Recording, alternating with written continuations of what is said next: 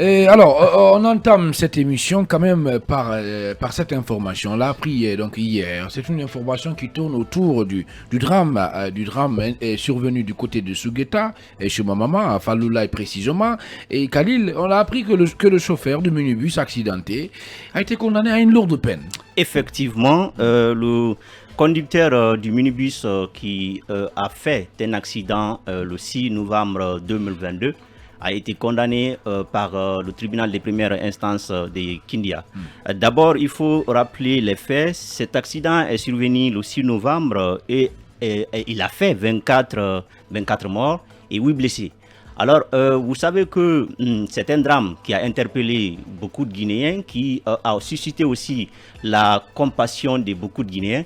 Si je me rappelle même bien, le ministre de la Justice, Charles Wright, avait ordonné des poursuites judiciaires contre le conducteur, en tout cas les personnes mises en cause, les personnes qui seraient à la base de l'accident. Alors, le tribunal de première instance s'est prononcé sur la question. C'est d'abord un procès qui a duré 3 jours et au cours de ce procès, il y a un rescapé qui a révélé les causes de l'accident. Alors, il faut revenir sur ces propos. Pour un premier temps, il y a la précipitation du conducteur qui a été dénoncée, parce que selon ces rescapés qui a fait le témoignage devant le tribunal, le chauffeur était en allure, était dans un excès de vitesse, donc il roulait à vive allure.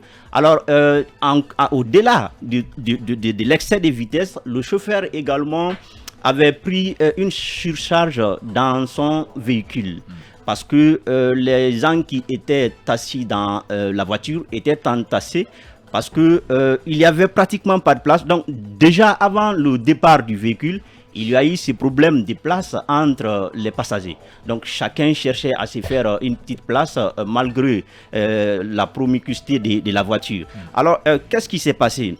Après les témoignages, le parquet a requis une condamnation contre le conducteur du véhicule.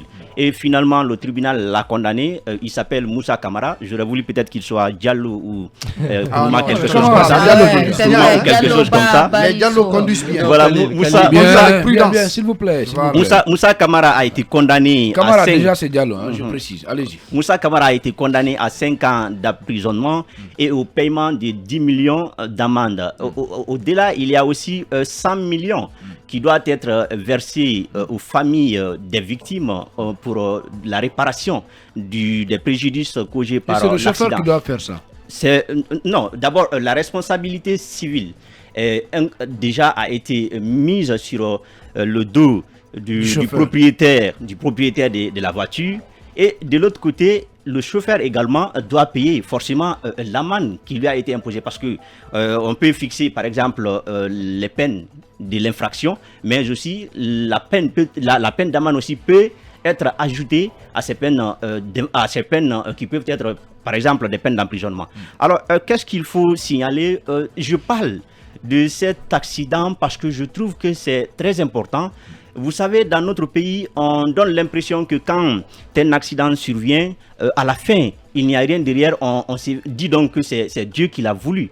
Mais au-delà du destin, au-delà de tout ce que l'on peut imaginer, il faut dire que souvent les accidents sont causés à travers des fautes ou des manquements des uns et des autres, qui peut être soit le chauffeur à travers donc son comportement dans son véhicule, ou alors le propriétaire même du véhicule par manque d'entretien du véhicule. Parce que pourquoi c'est une infraction? On peut dire que, mais pourquoi quelqu'un qui a fait un accident a été condamné? Alors pourquoi c'est une infraction?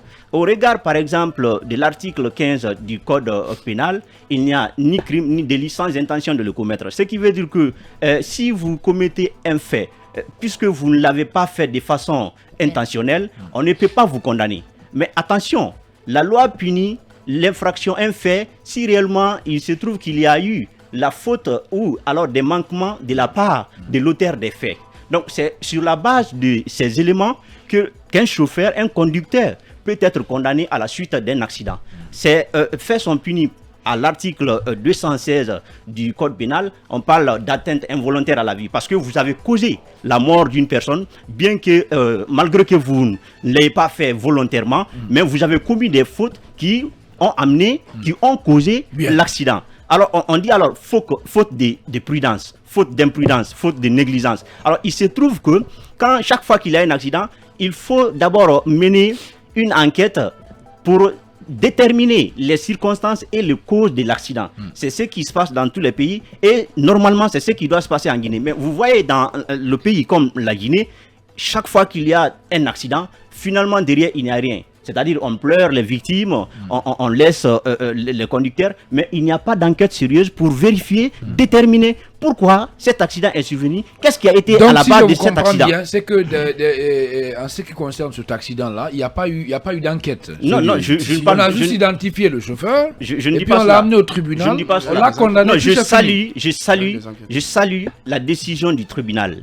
Je dis que cette fois-ci, il y a eu non seulement des enquêtes qui ont déterminé la cause et les circonstances de l'accident, mais aussi il y a eu une condamnation. Parce que le chauffeur, le conducteur a commis une faute qui a causé l'accident, qui a coûté la mort à plus de 24 personnes et plusieurs blessés. Alors, s'il y a eu condamnation, je dis que c'est salutaire. Je voudrais dire que si... Sauf que la peine est trop lourde. Non, la peine n'est pas lourde. La peine n'est pas lourde. D'accord, mais vous aurez la parole. Non, vous aurez la parole. Je vous dis, Yaya. Oui. En fait, à chaque fois qu'on interrompt quelqu'un, c'est comme ça. Il va revenir encore. En fait, le Allez-y, juge... Khalil, vous avez eu 4 minutes sur ça. Voilà. Ce sujet. En fait, le juge, il ne crée pas les peines. Les peines sont déjà prévues par la loi. Donc, ce qui a été infligé au chauffeur comme des peines pour les faits qu'il a commis, ce sont déjà des peines déjà prévues par la loi. Mais donc on ne peut pas dire que l'élément intentionnel qui doit participer quand même à la commission de l'infraction. Non, vous ne comprenez pas. Vous ne comprenez pas. Je dis, coupez les micros des autres là. Je vais être très clair. Oui. Je dis bien, l'infraction c'est quand il y a l'intention, mais la loi punit des fautes, des manquements commis par une personne. Oui. Donc chaque fois qu'il y a un accident, Oui. on détermine d'abord qu'est-ce qui a causé l'accident. Donc s'il se trouve qu'il y a eu une faute ou un manquement de la part du chauffeur, n'est-ce pas, qui était à la tête, qui conduisait le véhicule où l'accident est survenu, donc on peut condamner la personne mise en cause. Maintenant, je dis bien, il serait important chaque fois qu'il y a l'accident qu'on comprenne que on ne peut pas tout laisser à Dieu. Merci, Khalil. Il faut déterminer les responsabilités pour pouvoir réprimer, pour pouvoir stopper les accidents. Parce que les accidents récurrents, c'est parce qu'il n'y a pas aussi de répression. Il n'y a pas de sanctions. Merci je beaucoup, vais terminer sur un fait, mon cher Omo, si vous permettez. C'est par exemple le dédommagement des victimes. Vous savez, dans notre pays, les véhicules souvent ne sont pas assurés. Donc quand l'accident est commis, les victimes sont en difficulté parce qu'elles ne savent pas comment être dédommagées. Je dis ceci parce que je connais un ami qui a été victime d'un accident de la circulation. Son pied a été amputé, ses parents n'avaient pas de moyens. Et finalement, l'État n'était pas présent. Alors que quand vous partez dans les autres pays, il y a un fonds de garantie d'assurance. Donc quand un accident est commis, si par exemple l'auteur des faits n'est pas connu, ou alors par exemple la voiture, le véhicule n'est pas assuré, on passe au dédommagement de la victime, c'est l'État qui procède à cela. Parce que tout ce que nous payons comme taxe pour comment je vais dire ça, pour les permis de conduire, pour l'immatriculation des véhicules, ces taxes-là devraient servir à cela. Donc il faut que l'État crée un fonds pour les assurances, pour des personnes en difficulté après des accidents. Merci beaucoup, Khalil Kamara. Maintenant, oui, il y a un point sur lequel vous n'êtes pas d'accord avec Khalil. Oui, je ne suis pas d'accord avec Khalil. Et je vais rester en droit. Vous savez, pour qu'il y ait une commission d'une infraction en droit, il faut qu'il y ait trois éléments soient réunis. C'est l'élément intentionnel, l'élément matériel et l'élément pénal. Donc, l'élément moral. Pénal. Donc, ça veut dire, je dis bien l'élément pénal, parce qu'il faut que la peine soit prévue et punie. Donc c'est ça. Donc il faut que ces trois éléments soient constitués pour qu'on parle d'une commission d'une infraction en droit. Donc et toi-même tu l'as démontré que l'élément intentionnel n'était pas là. Vous ne comprenez pas. Non, on le laisse terminer, Khalil. Vous avez eu autant de parole. On le laisse terminer. Continuez. Parce qu'il l'a voulu. Donc c'est pas par exprès qu'il a fait. Mais c'est les fautes qu'on punit. C'est les fautes qu'on punit, les fautes commises. Je vous l'ai dit. Faute d'imprudence, faute de négligence, faute de maladresse. Ce sont ces fautes qu'on punit, pas l'intention. Khalil, d'accord. C'est ce qu'on va faire. On va le laisser terminer. Vous aurez votre temps de parole. Allez-y, Aya. Donc je dis que tous ces éléments-là n'étaient pas réunis pour que cette, en tout cas, infraction soit commise, pardon. Donc je pense que le juge a eu la main lourde dans ce dossier-là. Ah non, mais il a eu la main lourde. C'est mon avis. S'il vous plaît. C'est mon avis. Laissons Yaya terminer. S'il vous plaît. J'ai comme l'impression que nous sommes en train de verser dans ce qu'on appelle la justice expéditive. Alors, c'est quoi la justice expéditive? Il faut qu'on le comprenne. C'est une justice hâtive qu'on veut rendre rapidement pour servir d'exemple, pour montrer que oui, on est en train de rendre justice, mais sans se rassurer qu'on est en train de veiller au respect de la loi du début jusqu'à la fin. Donc il faut qu'on sorte de cette justice expéditive. Il faut quand même que nous puissions voir le problème qui est posé et puis essayer de juger, mais sans que cela ne soit l'influence de la part de la clameur publique. Donc si je vous comprends bien, je vous pose la question. Je vous pose la question pour amener les auditeurs à comprendre ce que nous disons. Donc si je vous comprends bien, dans cette condamnation, la loi a été violée selon vous. Pour moi, elle n'a pas été totalement respectée. Pour moi, elle n'a pas été totalement respectée. Et pourquoi? Parce que tout simplement, l'élément intentionnel n'est pas constitué. Donc pour moi, le juge a eu la main lourde dans ce dossier. Bien. Et j'ai comme l'impression qu'on est en train de verser dans la justice expéditive. Bien, d'accord, allez-y Khalil. Je voudrais placer ceci. Ce que Yaya ne comprend pas, je l'ai dit encore une fois. Sur la base de l'article 15 du Code pénal, il n'y a ni crime ni délit sans intention de le commettre. Ça c'est un. Mais il y a des exceptions, je vous l'ai dit. J'ai dit, toutefois, il y a infraction lorsque la loi le prévoit en cas de faute d'imprudence, de négligence ou de manquement à une obligation de sécurité imposée par la loi. Je vais vous donner un exemple. Prenons un conducteur qui démarre sa voiture et qui est conscient que le véhicule n'a pas de frein. Donc il se met dans la circulation. Quand il commet une infraction, c'est-à-dire il commet un accident, il peut être condamné. Donc par faute de négligence, parce qu'il aurait dû réparer son frein avant de sortir. C'est le cas aussi d'un conducteur qui prend le sens inverse, c'est-à-dire qui sait, ou alors le panneau, prenons les panneaux de signalisation. Le feu rouge est sorti. Si on en a à l'intérieur. Les feux rouges, les feux rouges sont là. Qu'est-ce qu'on appelle faute? Je veux qu'ils comprennent. Les feux rouges sont là. Il y a un conducteur qui viole le feu rouge pour passer. Et on sait que quand il a feu rouge, ce qui veut dire que c'est les piétons qui doivent passer. Donc un conducteur qui passe pendant que le feu est là commet une faute. Donc il peut être condamné sur la base de cette faute. Alors imaginons que au cours de l'accident, il a eu un cas de mort. Donc la loi punit cette infraction, on dit atteinte involontaire à la vie. Homicide involontaire. Vous ne l'avez pas fait pour tuer, mais parce que vous avez commis une faute, et c'est cette faute-là qui vous a amené à commettre l'infraction. Donc je pense que ça c'est assez clair. Est-ce que dans ce cas de figure, tu es sûr que les enquêtes ont sérieusement été menées pour identifier justement ces négligences, ces cas de négligence, un défaut de contrôle? Mais c'est ce qui a été dit. Non, déjà quand on vous dit, moi je reste sur ma quand on vous dit que le conducteur, je ne suis pas convaincu.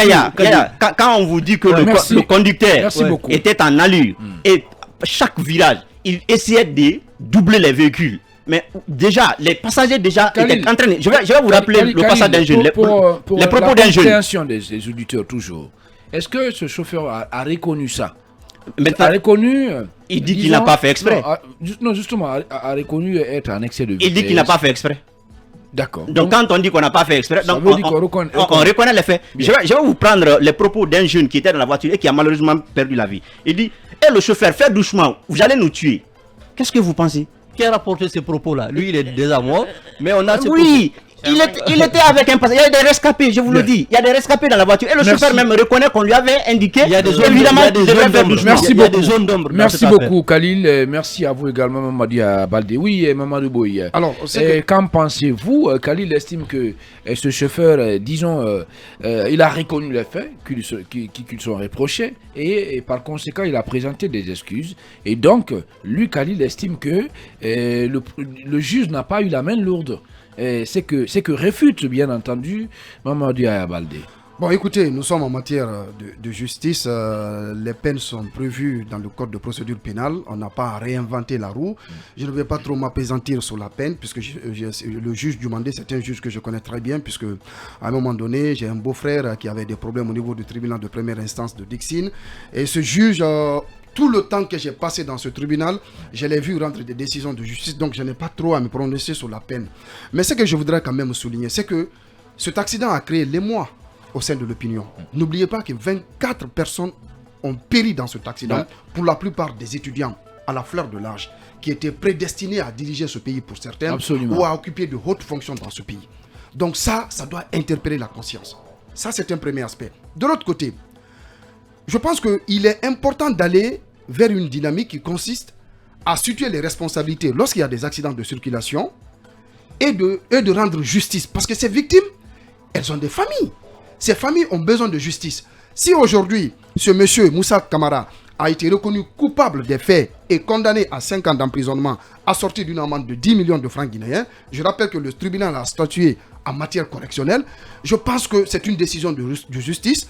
Son avocat peut faire appel, mais il est quand même important de dire que s'il y a accident, c'est qu'il y a eu défaillance quelque part. Évidemment. Et s'il y a défaillance, il faut situer les responsabilités justement liées à ces défaillances. Vous savez combien de fois, même je crois, hier même, il y a eu un accident du côté de Mamou, je ne sais pas si c'est Mamou, ou quoi, où 3 personnes ont péri. Donc je pense qu'aujourd'hui, il est important que et les conducteurs et les chauffeurs, en tout cas, prennent conscience qu'un véhicule ne peut pas faire accident lui seul.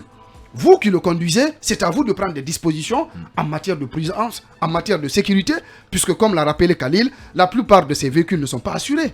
Vous allez compter au bout du doigt les véhicules qui sont assurés en Guinée, les chauffeurs qui sont également assurés. Donc de facto, quand ces accidents sont commis, ça veut dire que y a pas, les victimes sont laissées pour compte pour ceux qui survivent, mais celles qui ne survivent pas, ben, tant pis. Donc je pense qu'aujourd'hui, cette décision de justice est à saluer. La peine, je ne peux pas m'aventurer dedans parce que les textes, encore une fois, les peines sont prévues dans le code de procédure pénale, mais toujours est-il que les accidents sont trop sur nos axes routiers. Il est important quand même de prendre des mesures à la fois en amont mais en aval pour pouvoir épargner la vie des personnes. Parce que moi, cet accident, le jour où j'ai écouté ça vers le soir, mais ça m'a créé de l'émoi. Imaginez-vous, 24 étudiants qui ont péri dans cet accident.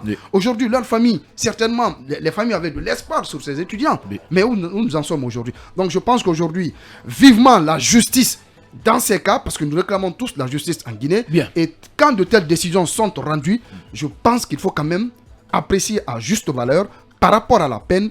Franchement, je n'ai pas grand mot à dire sur ça. Est-ce que Ibrahim Sori Diallo, quelque part aussi, l'État n'a pas une certaine responsabilité dans la récurrence de ces accidents? Je parle de récurrence parce qu'en ce sens que à l'intérieur du pays, pratiquement, vous n'avez pas de panneaux au niveau de certaines localités. Hein. Oui. Et voilà, rien n'indique que devant, justement, oui, il y a une contournante, Khalil, moi, il y a un danger. Je pense que la responsabilité à ce niveau est partagée parce que, d'abord, je salue cette décision. Certes, elle ne va pas ramener nos morts, mais elle va quand même dissuader les chauffeurs parce que, comme je rejoins Khalil, nous on a interviewé, et parmi les victimes, on a interviewé l'une des victimes qui malheureusement a succombé à la suite de cet accident. Donc la victime effectivement nous avait dit qu'ils avaient prévenu le chauffeur compte tenu eu égard justement parce que le chauffeur était vraiment en excès de vitesse, ils lui ont dit de diminuer un peu, d'aller vraiment de faire doucement. Mais très malheureusement, le chauffeur ne les a pas écoutés.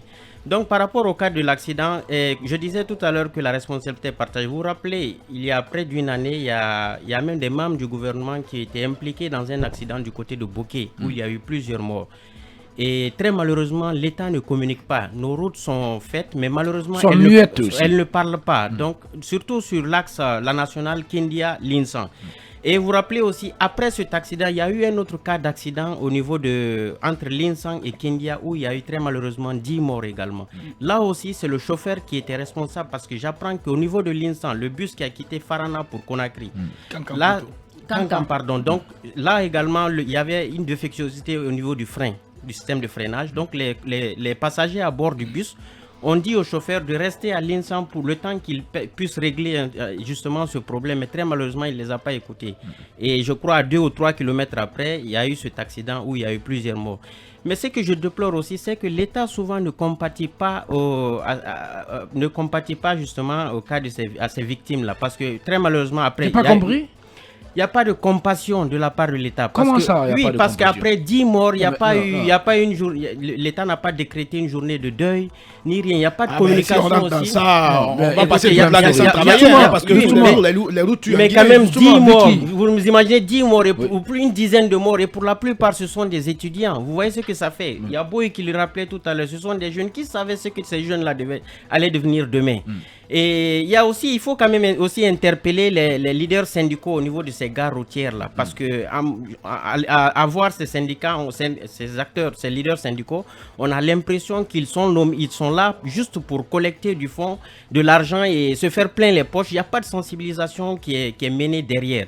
Vous voyez un chauffeur qui vient, qui doit voyager très tôt le matin, il se permet d'aller veiller, il revient le matin, vous voyez ses yeux, vous-même vous avez peur. Il passe soit toute la nuit dans les ports ou dans les maquis, et souvent, je ne sais pas trop, et souvent ces chauffeurs sont sous l'effet des stupéfiants. Donc il faut procéder en amont à des sensibilisations et aussi voir la moralité de ces chauffeurs-là. Parce que souvent des chauffeurs viennent, il n'y a pas de contrôle en fait. Donc ce travail revient aussi aux leaders syndicaux. Il y a aussi la Guisère qui a été mise en place en 2020, je crois, par l'ancien président de la République. Mais la Guisère ne communique pas. On a comme l'impression que celui qui est nommé là, il est nommé juste pour s'asseoir. Il n'y a pas de sensibilisation, il n'y a aucune sensibilisation. J'ai comme l'impression qu'on voit Toumba derrière la baie vitrée. Donc on s'est dit que... il s'agit de Talib Bari, le DIBA. J'ai cru que c'est Toumba qui lui a rendu visite. Donc je profite de l'occasion pour attirer l'attention des décideurs. Je pense que le président de la République et son gouvernement doivent mener des sensibilisations au niveau des gares routières, au niveau des leaders syndicaux, voir aussi la moralité des chauffeurs qui sont là, parce que ces chauffeurs relèvent aussi de ces leaders syndicaux. Donc pour ne pas que nous subissons encore ces drames à l'avenir. En tout cas, l'État doit prendre ses responsabilités. Les citoyens aussi doivent faire beaucoup attention. C'est extrêmement important. Diarra Guirassy, qu'est-ce que vous pensez de ce sujet-là? Et récemment, quand même, il y a eu des initiatives pour sensibiliser les citoyens à ce qui concerne les accidents de la circulation. Et puis de l'autre côté, je crois, par exemple, si vous prenez la route Conakry comme ça, à ce niveau, la route n'est pas muette. Il y a des panneaux un peu partout. Mais malgré tout ça, il y a des accidents. Pas assez non plus. Oui. Mais, non, on ne peut pas tout mettre sur le dos de l'État. Allez-y, Diarra. Vous sensibilisez une tête qui n'a point d'oreille. Comment cela va passer si le résultat ne donne pas? Parce qu'il y a eu des sensibilisations, il y en a eu dans ce pays. On va pas le nier. Il y en a eu. Mais qu'est-ce que ça a donné comme résultat? Rien du tout, puisque les accidents de la circulation continuent. Vous avez vu dans notre pays la légèreté autour de la délivrance même des permis de conduire.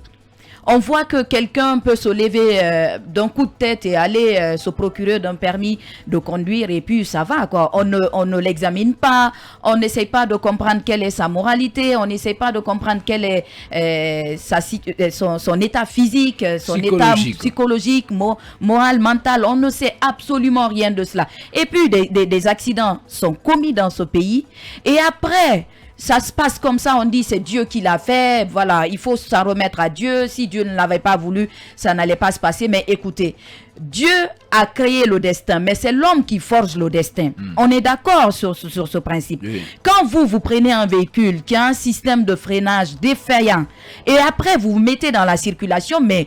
En tout cas, à mon sens, votre sens de responsabilité morale devait vous interpeller sur cette situation parce que vous pouvez vous-même vous remettre en question et comprendre que si je prends un véhicule qui n'est pas en bon état et que je le mets dans la circulation, ça pourrait déborder, ça pourrait faire des accidents. Donc, ça doit quand même interpeller... Ou si je prends un sens inverse. Oui, ça doit interpeller le conducteur lui-même. Mais il y a beaucoup d'indiscipline chez les conducteurs. Et même chez certains... responsables administratifs, parce qu'il faut les voir dans la circulation.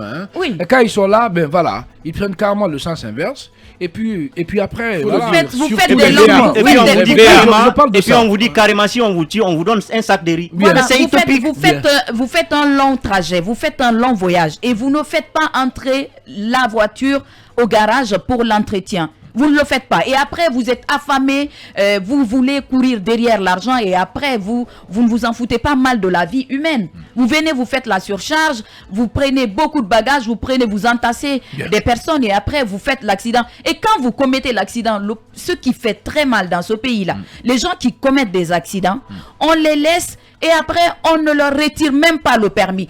À l'étranger, ailleurs, en Europe par exemple, quand vous commettez ne serait-ce qu'une seule faute, on vous enlève des points. Oui. On vous enlève des points petit à petit jusqu'à ce qu'on vous retire totalement le permis.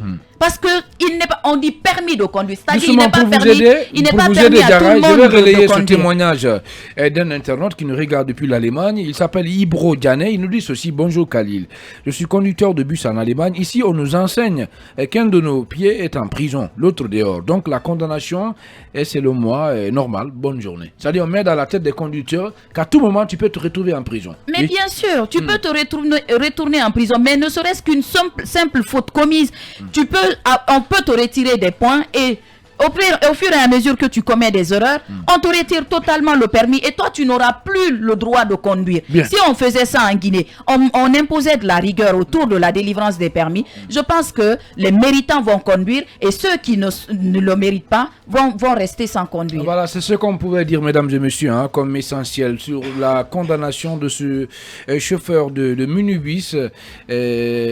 Voilà, juste bien entendu, dans l'accident, la jeune affaire liée à l'accident du côté de Suguta qui a coûté la vie à une vingtaine de Guinéens composés essentiellement d'étudiants. Et on va revenir sur ce sujet, si tout va bien, dans les prochains numéros du supplément.